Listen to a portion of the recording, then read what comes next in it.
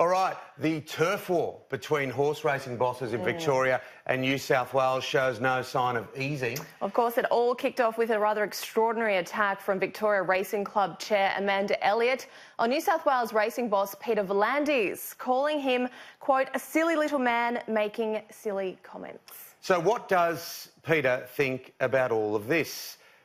I caught up with him for an exclusive chat. Here it is.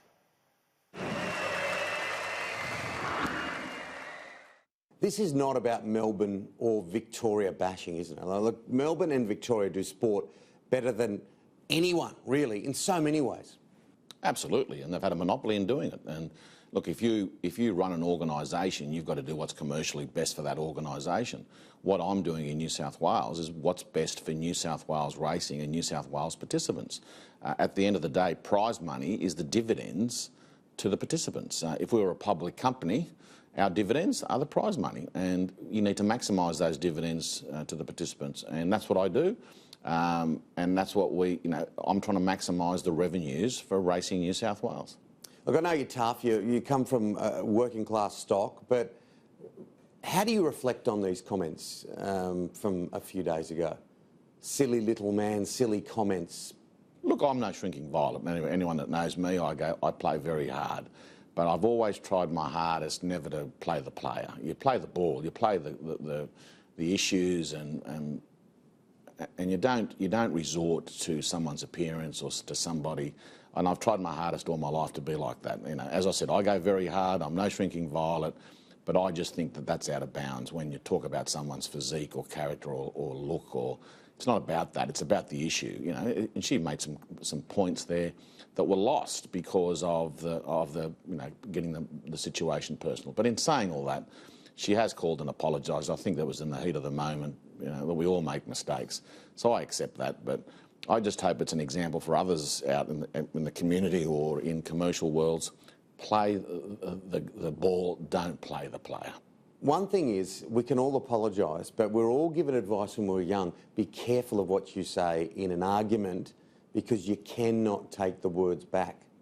That's right. Look, she has to live with that. And look, I'm sure she's regretted it, but she shouldn't have said it. And as I say, I hope it's an example and a lesson for anyone out there. If you haven't got something nice to say, don't say it. Is it New South Wales versus Victoria? Is this some kind of state of origin battle? Is this a head-to-head thing? Look, Maya doesn't ring David Jones to ask his permission to open up on Boxing Day.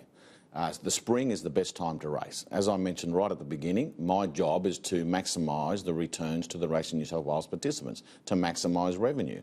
Well, I'd be derelict in my duties if I didn't look at spring, which has got no competition from any sport. It generates the maximum amount of revenue, that I didn't place my races there to earn revenue. And I've tried hard, and New South Wales has tried hard, to complement the races in Victoria, so we don't clash in a lot of ways. And that's why they're innovative races, they're new type of races. And for them to use derogatory terms about the races shows that they're a bit, they don't know how to really, all of a sudden, they've lost the monopoly. And when you lose a monopoly, you react recklessly and silly. And so at the moment, they're looking at themselves saying, what can we do to compete? Well, they don't need to. I believe that we can both live together at the same time and maximise the revenues for both our states. This isn't about New South Wales against Victoria. This is about maximising the revenues, and that's the best time to maximise the revenues, like it or not. That is, 10 years ago, Telstra had no competition. All of a sudden there's internet providers left, right and centre. For us, we just want to have existence in that period of time. And if it does split the jockeys, well, there's up-and-coming jockeys. Why spread the money across everybody else? There's jockeys with enormous potential that may shine through at the carnivals, and they may be in New South Wales or they may be in Victoria. But the proof's in the pudding. When we had the Everest on Caulfield Guineas Day, which is one of the big days in Victoria, their turnover went up 25%. They didn't lose any money. I just think they're scared for no reason. What about the money situation? Part of the accusation is that the prize money's too much in New South Wales and it's reckless. Well, what they fail to mention, though, is that a lot of our races are self-sustaining. The Everest is sustained by slot owners. You have to actually buy a slot and do a deal with a horse owner to be in the race. The Golden Eagle is going to be funded by a new bet type, and so that's all new revenue. The Kosciuszko, which is a $1 million race, is generated by selling sweepstakes tickets. So, and it's also self-generating. You know, a lot of people say, well, why don't you put it across a lot of races? Well, the irony is those races actually are going to pay for themselves by the revenue that they generate. So if you spread it across a lot of races, it doesn't get you that extra revenue. So, and we have already spread it through a lot of races throughout New South Wales.